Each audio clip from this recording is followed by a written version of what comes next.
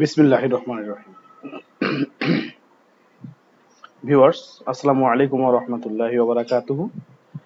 আমি আজকে আবারও লাইভে চলে আসলাম আপনাদের সামনে। তো আমার কাছে অনেকগুলো বিষয় এখন আছে, আমি অনেকগুলো বিষয় নিয়ে আপনাদের সঙ্গে আলোচনা করব। তার আগে যদি আপনারা আমার শব্দ ঠিকভাবে শুনতে পান বা আমাকে দেখতে পান তাহলে আমাকে একটু কমেন্ট করে জানান। ইনশাআল্লাহ আমি আজকে লাইভ শুরু করে দেবো। অনেকগুলো ব্রেকিং নিউজ আমার হাতে আছে। এই কয়েকদিন আমি লাইভে ওভাবে আসতে পারিনি।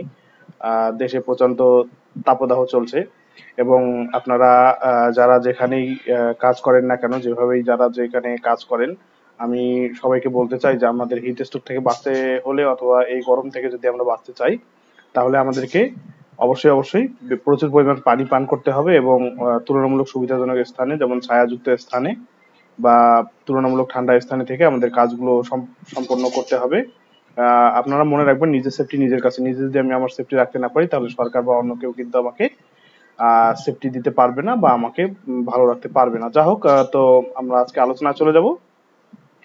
তার আগে আপনারা যদি কেউ লাইনে থেকে থাকেন তাহলে আমাকে একটু কমেন্ট করে জানান যে আমার শব্দ এবং আমার ছবি আপনারা সঠিকভাবে দেখতে পাচ্ছেন কিনা। আমরা আলোচনায় চলে যাব আজকের।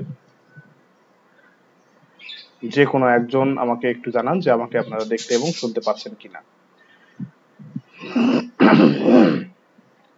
দুঃখিত। তো যাই হোক, আমি আজকে আলোচনায় চলে যাচ্ছি। আজকে আমার কাছে অনেকগুলো ব্রেকিং নিউজ রয়েছে, যেমন ওয়ালাইকুম আসসালাম। আহ, আমার কাছে অনেকগুলো ব্রেকিং নিউজ আছে যেগুলো আমি আপনাদের সঙ্গে আজকে শেয়ার করব। তো যাই হোক, আলোচনা শুরু করে দিচ্ছি আমি। আমাদের অডিয়েন্সটা মোটামুটি চলে আসছে, আমি আলোচনা শুরু করে দিচ্ছি। তো প্রথমে আমি মধ্যপ্রাচ্য নিয়ে আলোচনা করব যে আমাদের যে দেশটিতে এখন যুদ্ধ চলছে মধ্যপ্রাচ্যে, দখলদার এবং আমাদের পবিত্র ভূমি যেটা আছে, সেই পবিত্র ভূমির যে দুটি অংশ আছে, আপনারা জানেন যে ওয়েস্ট ব্যাংকটা শাসন করে থাকে মাহমুদ আব্বাস। সেখানকার প্রেসিডেন্ট, তিনি এটা শাসন করে থাকেন। ওনার দলের নাম হচ্ছে ফাতাহ। এবং আরেকটি যে অংশ আছে, গা, পুরোপুরি নামটা বলা যাচ্ছে না, জা, অর্থাৎ এই অঞ্চলটা যেটা আছে, স্ট্রিপটা বা এই যে অংশটা, সেটা শাসন করে থাকে আহ, একটি সংগ্রামী সংগঠন, হা, যাকে আমরা বলি মাস। তো এই দুটি দলকে এখন একত্রিত হয়ে কাজ করার জন্য আমন্ত্রণ জানিয়েছে চীন। আপনারা জানেন কয়েকদিন আগে চীনে আহ, আমেরিকার পররাষ্ট্রমন্ত্রী অ্যান্টনি ব্লিংকেন সফর করে এসেছেন। তারপরেই চীনের প্রধানমন্ত্রী দুটি অঞ্চলের যে শাসক আছে, ফাতাহ এবং আরেকটি অঞ্চলের শাসকের নামটা এই মুহূর্তে বলতে পারছি না, আপনারা বুঝে নেন, হা, যে দলটা আছে মাস। অর্থাৎ এই দুটি দলকেই চীন ডেকেছে এবং তারা বলছে যে এই দুটি দলকেই একত্রিত হতে হবে, একত্রিত হয়ে স্বাধীনতা আন্দোলন চালাতে হবে, আহ অন্যথায় কিন্তু স্বাধীনতা অর্জন করা সম্ভব হবে না। তো যা হোক, এখন এটা চলছে, দেখা যাক কি হয়। এদিকে আহ, যে আমাদের যে পবিত্র ভূমি আছে, সেই পবিত্র ভূমির উপরে যে শহরটি অবস্থিত, সর্বশেষ শহর রাফা, সেই রাফা শহরে কিন্তু আক্রমণ চালানোর জন্য দখলদার বাহিনী প্রস্তুতি নিচ্ছে এবং প্রত্যেক দিনই এয়ার স্ট্রাইক চালাচ্ছে। তো যা হোক, দেখা যাক শেষ পর্যন্ত আক্রমণ চালাতে পারে কিনা। এদিকে তাদের উপরে আমেরিকা সহ বিশ্বের বিভিন্ন দেশের চাপ রয়েছে। আর একটা বিষয় আপনাদেরকে জানিয়ে দিই, সেটা হচ্ছে যে আমেরিকার যে বিশ্ববিদ্যালয়গুলো রয়েছে, কলম্বিয়া বিশ্ববিদ্যালয়, অক্সফোর্ড, হার্ভার্ড সহ যে বিশ্ববিদ্যালয়গুলো রয়েছে, সেই বিশ্ববিদ্যালয়গুলোতে কিন্তু ফিলিস্তিনপন্থী যে সমর্থকেরা রয়েছে বা মানবতার যে পক্ষে যে শক্তিগুলো রয়েছে, ফিলিস্তিনিকে সাপোর্ট যারা করে, তারা কিন্তু সেই ছাত্ররা কিন্তু প্রত্যেকটি বিশ্ববিদ্যালয়, বলা হচ্ছে যে আমেরিকার 50টির উপরে বিশ্ববিদ্যালয় তারা বন্ধ করে দিয়েছে এবং সেই ক্যাম্পাসগুলোতে অবস্থান নিয়েছে এবং তাঁবু টাঙিয়ে তারা সেখানে অবস্থান নিয়েছে। যদিও পুলিশ বাহিনী এবং প্যারামিলিটারি এবং মিলিটারি বাহিনী তাদের উপর ব্যাপক ধরপাকড় চালাচ্ছে, নির্যাতন চালাচ্ছে এবং এ পর্যন্ত বলা হচ্ছে যে 900-র উপরে স্টুডেন্টকে গ্রেপ্তার করা হয়েছে। তারপরেও এই আন্দোলন আরো বেগবান হয়েছে এবং আমেরিকার বিভিন্ন স্টেটে এবং বিভিন্ন নামকরা বিশ্ববিদ্যালয়ে এই আন্দোলনটা ছড়িয়ে পড়ছে। তো নির্বাচনের আগে বাইডেন সরকারের জন্য এটা একটা খুব ভয়াবহ অবস্থা। সামনের দিনগুলোতে আরো বিপর্যয় হতে পারে এবং বাইডেনের যে নির্বাচনে যে পরাজয়, সেই পরাজয়ের আশঙ্কা আরো ধীরে ধীরে বৃদ্ধি পাচ্ছে এবং দিন দিন সেটা বেগবান হচ্ছে। তো যা হোক, দেখা যাক আমেরিকার সরকার এই আন্দোলনটা কিভাবে করতে পারে, আপনাদেরকে জানিয়ে দমন করতে পারে। তো আপনাদেরকে জানিয়ে রাখি, এই আন্দোলনের মূল উদ্দেশ্য হচ্ছে ফিলিস্তিনি যে হামলা চালাচ্ছে দখলদার বাহিনী, সে হামলা বন্ধ করা, নিরীহ নারী ও শিশুকে হত্যা বন্ধ করা। এ পর্যন্ত 34,000-এর উপরে নারী শিশুকে হত্যা করেছে দখলদার দেশটি, এবং তাদের সর্বশেষ যে শহরটি রাফা, সেই রাফা শহরে আন্দোলন না চালানো, এবং পাশাপাশি আমেরিকার বিশ্ববিদ্যালয়ে দখলদার দেশটি যে আহ, দখলদার দেশটিকে যে সাহায্য করা হয়ে থাকে আমেরিকার বিশ্ববিদ্যালয়গুলো থেকে, সেই সাহায্যকে বন্ধ করা, অর্থায়নকে বন্ধ করা। তো যা হোক, এই আন্দোলনটা বলা হচ্ছে যে আমেরিকার বিগত 50-60 বছরের মধ্যে সবচেয়ে বড় আন্দোলন, এবং এই আন্দোলনে কি রেজাল্ট আসে শেষ পর্যন্ত দেখা যাক। আমরা জানি যে আমেরিকায় একটি মানুষের গায়ে হাত দিতে হলেও কিন্তু খুব বিবেচনা করে বুঝে শুনে হাত দিতে হয়, কিন্তু এই আন্দোলনের ক্ষেত্রে আমরা যেটা দেখলাম যে পুলিশ বাহিনী ব্যাপক মারমুখী আচরণ করছে, এবং তারা আহ, ছাত্রদের হেনস্থা করার পাশাপাশি গ্রেপ্তার ইত্যাদি ইত্যাদি কিন্তু অ্যাক্টিভিটি চালাচ্ছে। তো যা হোক, দেখা যাক কি হয়। আসলে যারা মানবতার কথা বলে, মানবতার মুক্তির কথা বলে, চারিদিকে মুখের ফেনা তুলে ফেলে, সেই মানবতার পক্ষের লোকেরাই যদি এমন নির্যাতন নিপীড়ন চালায়, তাহলে আসলে আহ এটা কিন্তু খুবই দুঃখজনক একটা ঘটনা। কিন্তু এর মধ্যে আরেকটি দুঃখজনক ঘটনা ঘটে গেছে, যেটা হচ্ছে যে সেই আন্দোলনের সময় 2জন বাংলাদেশি শিক্ষার্থীকেও কিন্তু হত্যা করা হয়েছে, পুলিশের গুলিতে নিহত হয়েছে বলে আমরা সংবাদ পেয়েছি। এটা আমাদের জন্য, যারা বাংলাদেশি বাংলা ভাষাভাষী রয়েছে, তাদের জন্য খুবই উদ্বেগজনক একটি ঘটনা, যেটা মানবাধিকারের সুস্পষ্ট লঙ্ঘন বলে আমরা মনে করতে পারি। এর পাশাপাশি আরেকটি খবর রয়েছে, গুরুত্বপূর্ণ খবর, সেটা হচ্ছে যে আমেরিকার যে একজন বিখ্যাত সিনেটর রয়েছেন, তিনি এবং আমেরিকার এস্টাবলিশমেন্টের পক্ষ থেকে বলা হয়েছে ইমরান খানকে জেলে রাখা, পাকিস্তানের সাবেক প্রধানমন্ত্রী ইমরান খানকে জেলে রাখা হয়েছে। তারা শঙ্কা করছে যে তাকে জেলে স্লো পয়জন দিয়ে বা কোনোভাবেই কিন্তু তাকে হত্যা করা হতে পারে, এই আশঙ্কা তারা প্রকাশ করেছে, এবং তারা বলেছে ইমরান খানকে যেন কোনোভাবেই জেলের মধ্যে হত্যা করা না হয়। তো এই বিষয়টা খুবই সিরিয়াস একটা ইস্যু। যখন আমেরিকা এই ব্যাপারে কথা বলছে, তখন আমাদেরকে বুঝতে হবে যে ভিতরে ভিতরে অনেক কিছু হয়ে যাচ্ছে, কারণ আমেরিকা কোনো তথ্য ছাড়া এমনিতেই কোনো কথা বলে না। এদিকে ইরান যে হামলা চালিয়েছিল ইসরায়েলের উপরে, সেই হামলায় কিন্তু 10টি দেশ মোটামুটি সাহায্য করেছিল এয়ার ডিফেন্স সিস্টেম দিয়ে বা বিভিন্ন ভাবে। তো এতদিন আমরা 8টা দেশের নাম জানতে পেরেছিলাম, এখন কিন্তু আমরা মোটামুটি 10টা দেশের নামই জানি, এবং ইরান ভিতরে ভিতরে সেই দেশগুলোকে শাসিয়ে বলেছে যে তোমরা যে তোমাদের এয়ার ডিফেন্স সিস্টেম এবং মিসাইল ডিফেন্স সিস্টেম দিয়ে দখলদারদের সাহায্য করেছো, এটা আমরা জেনে গেছি।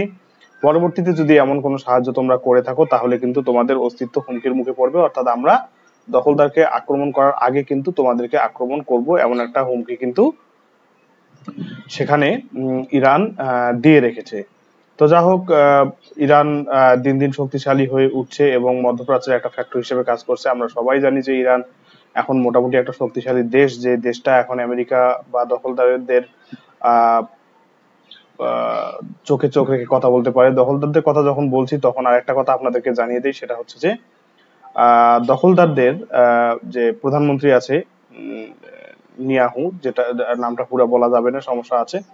তো এই নিয়াহু সাহেবকে যে কোনো সময় আন্তর্জাতিক অপরাধ আদালত থেকে, আইসিজে থেকে যে কোনো সময় গ্রেপ্তারি পরোয়ানা জারি হতে পারে, যেটা বন্ধ করার জন্য আমেরিকা এবং দখলদার দেশটি ব্যাপক প্রচারণা প্রোপাগান্ডা চালাচ্ছে। কিন্তু অবস্থার দৃষ্টিতে যা মনে হচ্ছে যে তারা সফল হবে না, মনে হয় যে কোনো সময় দখলদার দেশটির প্রধানমন্ত্রীর বিরুদ্ধে গ্রেপ্তারি পরোয়ানা জারি হতে পারে।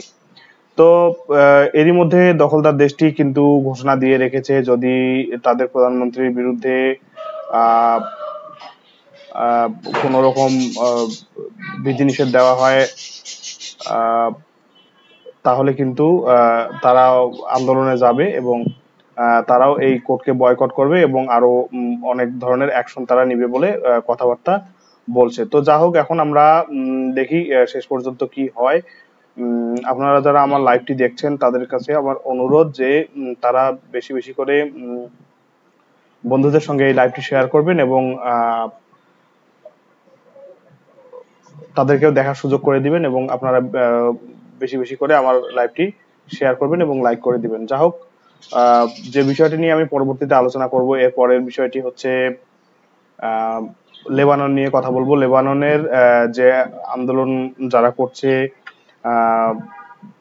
হিজবুল্লাহ, এই হিজবুল্লাহ কিন্তু এখন আগের মতো আর আক্রমণ করছে না। তারা কিরিয়াত সমনা, কফার হিল এবং আরো যে দখলদার দেশটির যে বেস গুলো আছে সেই বেস গুলোতে এখন স্পেসিফিক হামলা করছে এবং ব্যাপক ক্ষয়ক্ষতি হচ্ছে। এবং তাদের সবচেয়ে যে একটা ভয়ের বিষয় দখলদারদের জন্য, সেটা হচ্ছে যে তাদের ড্রোন এবং F-35 বিমানগুলোকে তারা ট্রেস করতে পারছে এবং কয়েকটি ড্রোন, বলা হচ্ছে 5টি, এই ড্রোনগুলো তারা অলরেডি কিন্তু ভূপাতিত করেছে বা কন্ট্রোল নিয়েছে। তো যা হোক, এটা একটা তাদের জন্য বড় দুঃসংবাদ, কারণ এর আগে আপনারা দেখেছেন বা আমরা দেখেছি যে মধ্যপ্রাচ্যের মধ্যে সবচেয়ে বেশি আকাশ নিয়ন্ত্রণের ক্ষমতা কিন্তু ছিল দখলদার দেশটি। সেই তাদের যে শ্রেষ্ঠত্ব এখন সেটা হুমকির মুখে পড়ে গেছে। লেবাননের হিজবুল্লাহর কাছে অনেক রকমের মিসাইল চলে আসছে। এর পাশাপাশি আপনারা জানেন যে ইয়ামেনের হুতি বিদ্রোহীরা তারা কিন্তু অলরেডি চারটি জাহাজে আক্রমণ করেছে। এর মধ্যে 2টি দখলদার দেশের এবং 2টি আমেরিকার ডেস্ট্রয়ার ছিল। এই হামলাগুলো কিন্তু তারা করেছে। এবারে তারা যে হামলাগুলো করেছে সেগুলো শুধু ভূমধ্য সাগরে বা এডেন বা এই ধরনের জায়গায় নয়। এবার তারা হামলা করেছে ভারত মহাসাগরে হামলা করেছে এবং আমেরিকা কৌশলে এখানে ভারতকে যুক্ত করার একটা চেষ্টা করেছিল। আমেরিকা বলেছিল ভারতকে যে তোমরা আমাদের জাহাজগুলোকে রক্ষা করার চেষ্টা করো। তখন ভারত টেকনিকে একটা জবাব দিয়েছিল। ভারত কিন্তু আসলে এই ইন্টারন্যাশনাল পলিটিক্স গুলোতে ভালো রেসপন্স করে এবং তারা কিন্তু বুঝে শুনে কাজ করে। যার প্রমাণ হলো গতদিন যখন আমেরিকা তাদেরকে বলেছে যে আমাদের জাহাজগুলোকে সাহায্য করো, তখন তারা স্টেট জানিয়ে দিয়েছে যে আমরা কোনো প্রকার যুদ্ধে কোনো হস্তক্ষেপ করব না এবং আমরা হুতিদের সঙ্গে কোনো রকম বিরোধে যাব না। হুতিরা চলে যাওয়ার পর আমরা সেগুলোকে উদ্ধার করতে যেতে পারি বা যেতে পারবো বলে তারা একটা বিবৃতি প্রদান করেছে এবং আমেরিকাকে বুঝিয়ে দিয়েছে যে তারা কোনো কারো যুদ্ধে জড়াবে না। তো যা হোক, এটা একটা ভালো দিক ছিল, যে কারণে আপনারা জানেন যে ইরানের সাথেও কিন্তু ইন্ডিয়ার সম্পর্ক খুবই ভালো এবং যে দখলদার দেশটি আছে তাদের সাথেও ইন্ডিয়ার সম্পর্ক খুব ভালো। তাই তারা কোনো দিকেই কিন্তু কোনো মুভ করছে না এবং তারা তাদের যে ফরেন পলিসি বা তাদের যে স্ট্র্যাটেজি, সেই স্ট্র্যাটেজি অনুযায়ী কিন্তু তারা চলার চেষ্টা করছে। যা হোক, এটা একটা ভালো মুভ। যদি এই আন্দোলনের মধ্যে জড়িয়ে যেত ভারত, তাহলে হয়তো বা খুবই একটা খারাপ অবস্থা সৃষ্টি হতো এবং যুদ্ধটা অন্যদিকে মোড় নিত। তো সেক্ষেত্রে একটা ভালো দিক আমরা দেখতে পেলাম যে যুদ্ধটা অন্য কোথাও ছড়িয়ে পড়ছে না। এর পাশাপাশি আমি একটু রাশিয়া ইউক্রেন নিয়ে খুব কম সংবাদ দেই। আজকে আমি রাশিয়া ইউক্রেন নিয়ে যুদ্ধ নিয়ে একটি কথা বলবো, কারণ রাশিয়া ইউক্রেনে ব্যাপক হামলা চালিয়ে যাচ্ছে এবং ইউক্রেন প্রত্যেক দিনই নতুন নতুন জায়গা হারাচ্ছে, যে কারণে তারা কিন্তু যুদ্ধে পরাজয়ের মুখে রয়েছে। তারা আমেরিকা এবং অন্যান্য দেশগুলোর কাছে আবারও সাহায্যের জন্য আকুতি জানিয়েছে এবং সেই দেশগুলো বলেছে যে আমরা সাহায্য পাঠানোর ব্যবস্থা করছি। কিন্তু এই সাহায্য আস্তে আস্তে তারা কিন্তু অলরেডি অনেকগুলো অঞ্চল তাদের হারিয়েছে এবং আরো নতুন নতুন অঞ্চল হারাচ্ছে। রুশ বাহিনীর যে আক্রমণ আছে সেই আক্রমণ তারা সামলাতে পারছে না এবং তারা কিন্তু প্রতিনিয়ত পশ্চাৎপদ অবলম্বন করছে এবং পিছনের দিকে সরে যাচ্ছে। এর পাশাপাশি আরেকটি নিউজ আমরা পেয়েছি যে ইন্টারন্যাশনাল যে স্মাগলাররা আছে, চোরা কারবারি অস্ত্র ব্যবসায়ীরা আছে, তাদের হাত ধরে এই অস্ত্রগুলো কিন্তু আমেরিকার অস্ত্রগুলো কিন্তু ইউক্রেনের হাতে পৌঁছানোর আগে অন্যান্য দেশে স্মাগলিং হয়ে মধ্যপ্রাচ্য সহ অন্যান্য দেশে কিন্তু ছড়িয়ে পড়ছে। এর মাঝে আমাদের মুসলিম ভ্রাতৃত্বের যে সবচেয়ে বড় দেশ সৌদি আরব, সেই সৌদি আরবে কিন্তু একটি সম্মেলন অনুষ্ঠিত হয়েছে। সেই সম্মেলনে বিশ্বের সব নামকরা দেশগুলো বাণিজ্যিক সম্মেলন হিসেবে এটাকে ঘোষণা করা হয়েছিল, সেখানে অংশগ্রহণ করেছে এবং তারা সবাই কিন্তু বাণিজ্যের বিষয়ে আলোচনা করার পাশাপাশি তারা কিন্তু আমাদের পবিত্র ভূমি ওই যে একটা শহর আছে এই শহরটা নিয়েও কথা বলেছে এবং তারা বলেছে এখানে জেনোসাইড সংঘটিত হচ্ছে এবং এটাকে বন্ধ করতে হবে, অর্থাৎ সেখানে গণহত্যা সংঘটিত হচ্ছে এবং এটাকে বন্ধ করার জন্য তারা কিন্তু সবাই এক বাক্যে স্বীকার করেছে। এবং আপনারা জানেন যে আমেরিকার যে বর্তমান প্রেসিডেন্ট আছেন জো বাইডেন, তিনি কিন্তু সৌদি আরবকে বলেছে যে ইরানের সাথে ইসরায়েলের সঙ্গে সম্পর্ক স্বাভাবিক করার জন্য উদ্যোগ নিতে বলেছে। তখন সৌদি আরব ঘোষণা দিয়েছে যে হ্যাঁ, আমরা ইসরায়েলের সঙ্গে সম্পর্ক স্বাভাবিক করতে রাজি, তবে তার আগে দ্বিরাষ্ট্র ভিত্তিক সমাধান নিয়ে পৌঁছাতে হবে। তো এখানে আরেকটা বিষয় আপনাদেরকে জানিয়ে রাখি যে ইসরায়েল যে আমাদের দখলদার দেশটি আছে, সেই দখলদার দেশটি কিন্তু অলরেডি যে মুক্তিকামী সংগঠনগুলো আছে, আমি নাম বলতে পারবো না, আপনারা সবাই জানেন, সেই সংগঠনের কিন্তু তারা সেই সংগঠনে কিন্তু তারা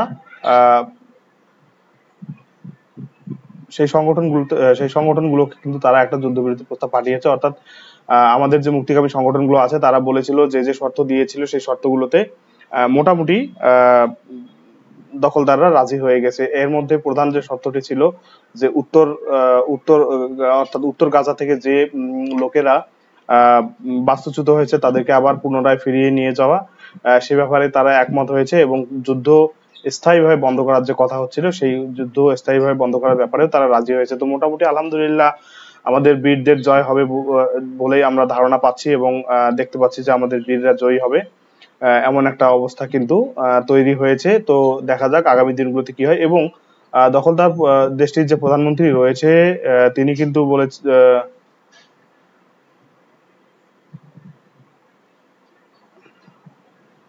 কিন্তু বলেছেন যে যদি যদি মুক্তিকামীদের সঙ্গে আমাদের কথাবার্তা হয়ে যায় বা আমরা যদি মুক্তিকামীদের সঙ্গে কোনো নেগোসিয়েশনে যেতে পারি বা যুদ্ধবিরতিতে যেতে পারি তাহলে কিন্তু আমরা রাফা শহরে হামলা করব না বলে তারা ঘোষণা দিয়েছে। যা হোক, দেখা যাক কি হয় শেষ পর্যন্ত। আমরা সবাই চাই যেন দখলদাররা নিজেকে সংবরণ করতে পারে এবং গাজাবাসীর শেষ আশ্রয়স্থল যে আপনার শহরটি রয়েছে রাফা শহর, সেই শহরে বলা হচ্ছে যে 12 থেকে 13 লক্ষ লোক অলরেডি সেই শহরে অবস্থান করছে। সেই 12 থেকে 13 লক্ষ লোক যদি আক্রমণের শিকার হয় তাহলে বিভিন্ন দেশ যারা সৌদি আরবে বসেছিল তারা বলছে যে সেটি নরকের চেয়ে বেশি খারাপ অবস্থায় চলে যাবে। তো যা হোক, আমরা আল্লাহর কাছে দোয়া করি এবং চাই যে এমন যেন না হয় এবং আমাদের যে শহরটি রয়েছে গাজা শহর, সেই শহরটি যেন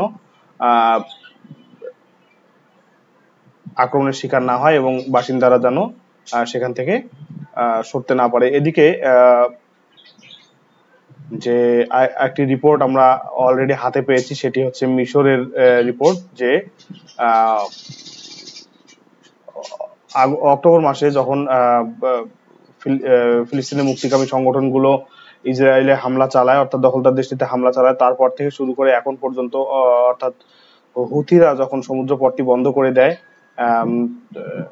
বাব-আল মানদেব প্রণালীটি বন্ধ করে দেয়, তখন থেকে কিন্তু যে দেশটি রয়েছে মিশরের কিন্তু যে সুয়েজ খাল রয়েছে সেই সুয়েজ খালের আয় প্রায় অর্ধেকের বেশি কমে গেছে এবং এটা তাদের জন্য খুবই একটা খারাপ সময় পার করছে তারা। তো যা হোক, দেখা যাক এই আন্দোলন কত তাড়াতাড়ি বন্ধ হয় এবং কত তাড়াতাড়ি আমাদের পবিত্র ভূমির মানুষেরা মুক্তি লাভ করতে পারে এবং তখন তারপর হয়তোবা এই অবস্থা থেকে তারা পরিত্রাণ পাবে বলে আমি আশা করি। তো যা হোক, সবারই শুভ বুদ্ধির উদয় হবে এবং যুদ্ধ মুক্ত একটা পৃথিবী আমরা পাবো বলে আশা করি। আমার হাতে আরো কিছু খবর আছে, যেমন আমাদের দক্ষিণ এশিয়া নিয়ে একটু কথা বলি। আমাদের দক্ষিণ পূর্ব এশিয়ায় কঠিন তাপপ্রবাহ চলছে। এই তাপপ্রবাহ এতটাই বেশি যে বলা হচ্ছে যে বিগত 29 বছরের মধ্যে এত তাপ কিন্তু বাংলাদেশে কখনো হয়নি। বাংলাদেশে একটি জেলায়, সেটা সম্ভবত চুয়াডাঙ্গার কাছাকাছি হবে, এই জেলায় তাপমাত্রা মোটামুটি 43 ডিগ্রি প্লাস ছিল, যেটা বাংলাদেশে 29 বছরের মধ্যে রেকর্ড। এবং দক্ষিণ পূর্ব এশিয়ার মধ্যে সবচেয়ে বেশি ফিলিপাইনে 50 ডিগ্রি তাপমাত্রা ছিল, যেটা এই অঞ্চলের জন্য রেকর্ড। এই 50 ডিগ্রি তাপমাত্রা এই অঞ্চলে কখনোই আমরা দেখিনি। তো যা হোক, আবহাওয়া পরিবর্তন হচ্ছে এবং আমরা চাইবো যারা আপনারা ঘরের বাইরে যাবেন তারা একটু সেফ ভাবে যাবেন। তো আমাদের দক্ষিণ এশিয়ার উপর দিয়ে মোটামুটি একটা খারাপ সময় চলে যাচ্ছে। তো এই অবস্থার জন্য মোটামুটি যারা শিল্পায়ন করছে, অপরিকল্পিতভাবে গাছ কাটছে, বৃক্ষ নিধন করছে, বাড়িঘর তৈরি করছে, তারা কিন্তু এটার জন্য দায়ী। এই বিষয়গুলো থেকে আমাদের সবাই সাবধান থাকতে হবে, কারণ প্রাকৃতিক দুর্যোগ যখন আসবে তখন কিন্তু আপনাকে আমাকে চিনে আসবে না, পুরা অঞ্চলটাকেই ধ্বংস করে দিয়ে তারপরে সেটা চলে যাবে। তো যা হোক, আমি আমার বক্তব্য আজকে এখানেই শেষ করছি। আপনারা ভালো থাকবেন এবং আগামী ভিডিও দেখার আমন্ত্রণ জানিয়ে আমি আজকে এখানেই শেষ করছি। আপনারা ভালো থাকবেন। আল্লাহ হাফেজ।